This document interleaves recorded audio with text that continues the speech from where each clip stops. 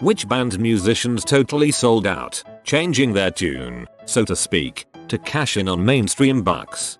I always thought this story about the Velvet Underground selling out was funny. Per Wikipedia, manager and music journalist Al Aronowitz arranged for the group's first paying gig, $75 to play at Summit High School, in Summit, New Jersey, opening for the middle class. When they decided to take the gig, Angus MacLeese abruptly left the group, protesting what he considered a sellout. He was also unwilling to be told when to start and stop playing. Angus was in it for art, Morrison reported. This is hilarious. This sounds like something from The Onion. Jefferson Airplane. Counterculture hippies with lyrics like Up Against the Wall, Motherfrikers, became Starship and released We Built This City. I freaking hate that song. It's odd, as I never think of the Who as sellouts, but it is odd how all of their songs make perfect CSI intros. They wanted money from the companies they made ads for on Who Sell Out. They also got screwed financially by managers early on, like many bands. Not surprising they did well with TV themes. Name me S band with more anthems. Dropkick Murphys gradually turned from a 4-piece street punk band into a 30-member Irish band with only one of the original members. Before Mike McColgan left they had an awesome sound but kind of crappy lyrics. After he left the lyrics got a bit better but their sound went to crap. Well, I still can't believe Dylan went electric. Judas.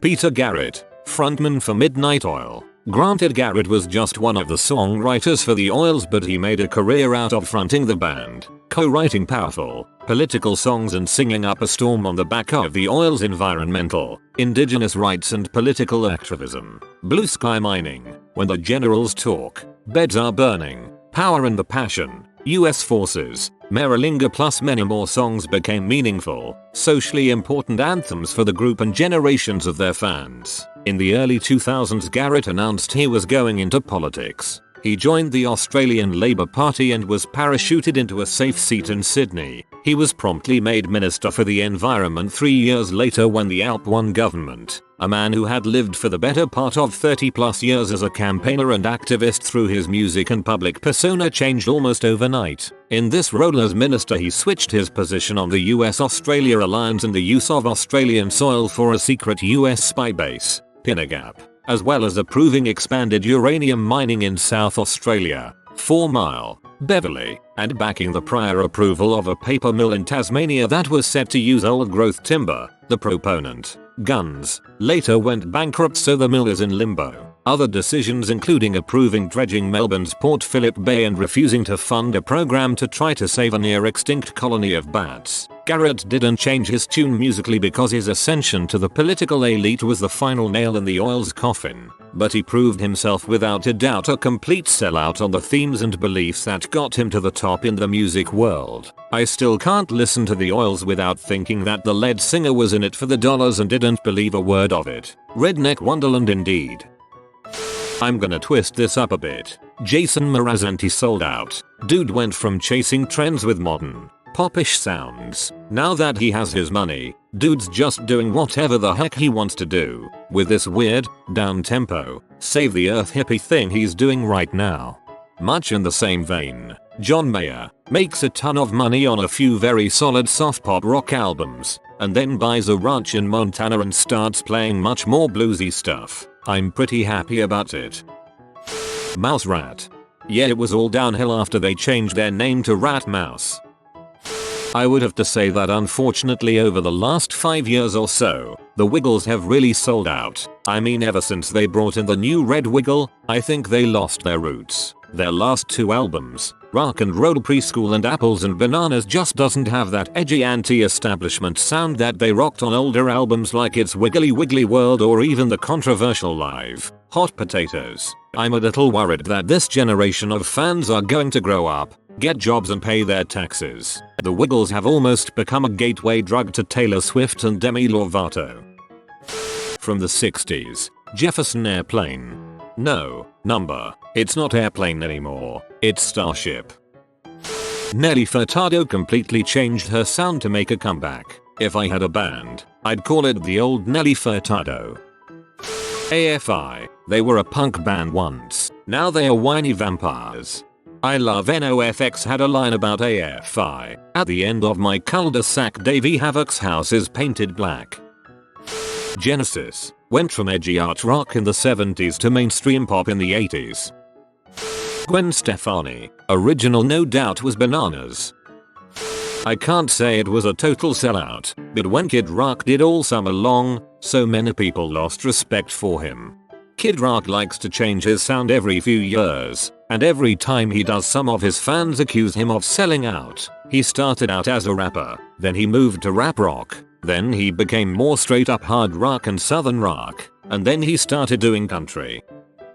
The Star Wars Cantina Band, I remember back when they had integrity.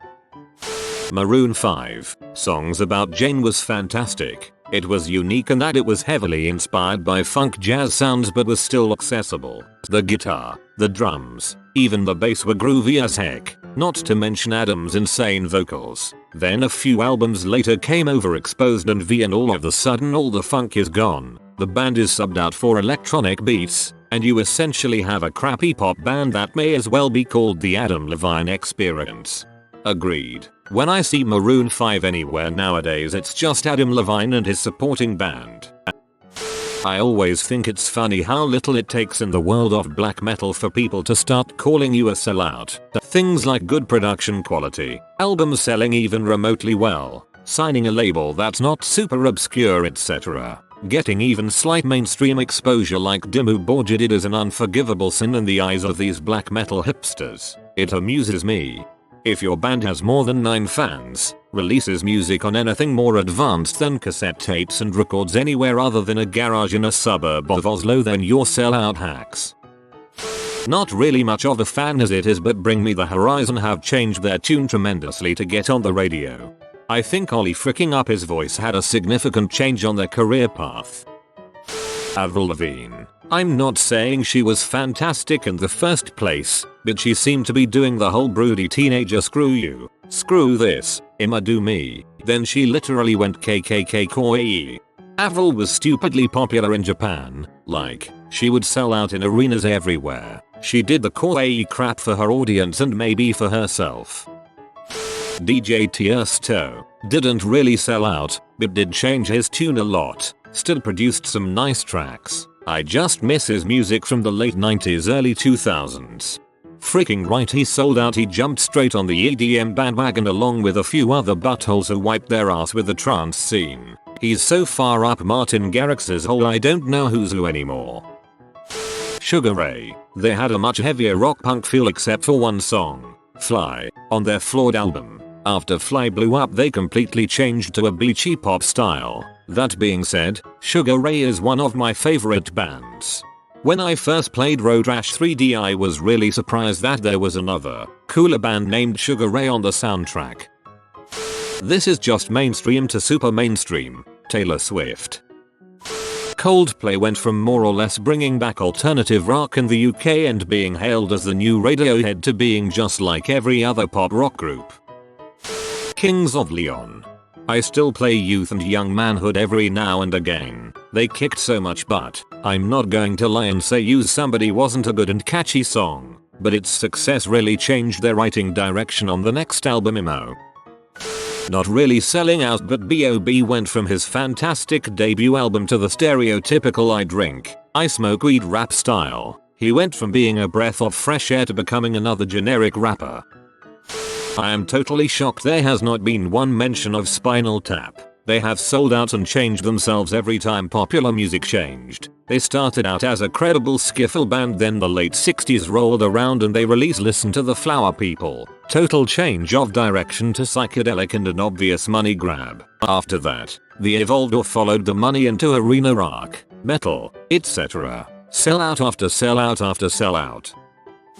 Jewel. She had that Alaskan folksy acoustic gig going, then out of nowhere she released that pop dance album in the 2000s. It was weird. Then she tried country. Now I think she does lullabies. Not sure if she's jumping trains to make money or if she's genuinely interested in expanding her vocal capabilities. But either way makes me sad.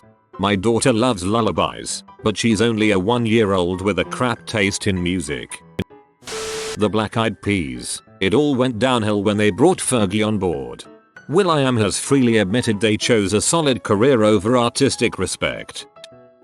Fun. Aim and Ignite was a great album. No time for that though, gotta get Tony EE8 on the radio 24 hours a day for however many years.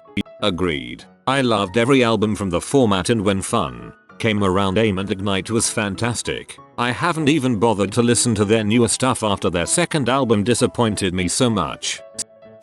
I don't think Eminem has necessarily sold out, but his albums started sounding a little more generic, starting with Relapse. No disrespect though, the guy's a freaking legend. I think that's just him changing as a person. He's like 40 odd and people criticize him for not being the same old Slim Shady. Recently he got a lot of hate for saying something about RP in one of his newer songs, whereas back then he just wouldn't give a frick. Personally, I think he's still as good as he ever was in terms of ability. Ice-T. From Kill the Police to playing a cop. You can throw Frick the Police Ice Cube in the same mix. It's sad that no one remembers Kylie Minogue's thrash metal early days anymore. Chumbawamba started out as an anarcho punk band. In Flames. Often labeled as one of the grandfathers of melodic death metal in their early years, they have been reduced to pseudo-pop metal, with everything about them becoming boring. From the uninspiring guitar riffs and melodies, to Anders doing a complete 180 on his vocals. Reroute was the beginning of the end, and Just Believing was when they took a huge nosedive towards mediocrity. You've been visited by the Good Policy Grandpa. You will be blessed with good economics and healthcare, but only if you comment Sleep Well Burner. If you are new to the channel, you can subscribe. I publish new videos every day. Until then, check out another video, or don't. Either way, have a great day you magnificent people.